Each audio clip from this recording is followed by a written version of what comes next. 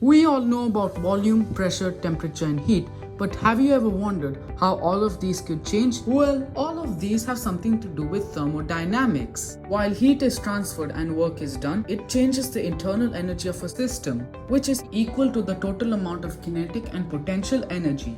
But before I move on to discuss about the isothermal process, we need to look at the first law of thermodynamics, which is the change in internal energy. The change in internal energy of a closed system is equal to the heat added to the system and the work done on the system. And when we subtract work, it means work is done by the system. But if heat is removed, then Q is a negative number. Now for the best part, the isothermal process. Our system consists of gas inside a container with a moving piston.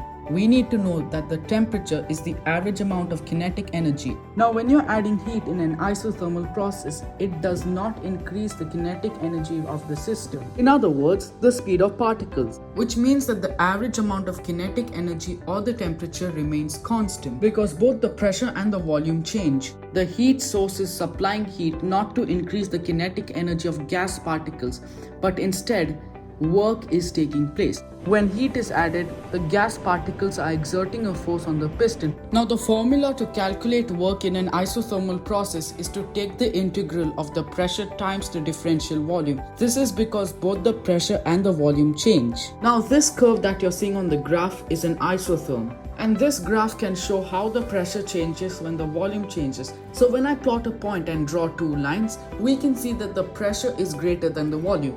And when I do the same for the second point, we can see that the volume is greater than the pressure. But why does the pressure decrease when the volume increases? When gas particles collide with the surface, a force is being exerted, which causes pressure. To explain further, let me take the example of two balls bouncing. Now the distance of the first box is 12 centimeters, while the other one has a distance of 9 centimeters. Both balls are moving at the same speed, which means they have the same amount of kinetic energy. But take a look closely at the number of collisions. It is greater in the box with a distance of 9 centimeters. So when the volume increases, this increases the space between gas particles and the surface of the container, which reduces the number of collisions, and overall the pressure decreases. Now the change in internal energy in an isothermal process is zero because the heat added to the system is equal to the work done by the system. Because when temperature remains constant, the internal energy does not change. All the heat that has entered into the system is converted into work, and so they are equal. Heat and work are two forms of energy. We can see that energy has not been created nor destroyed. Once again, thank you everyone for watching. It's me, Ashley El Colaco, signing off.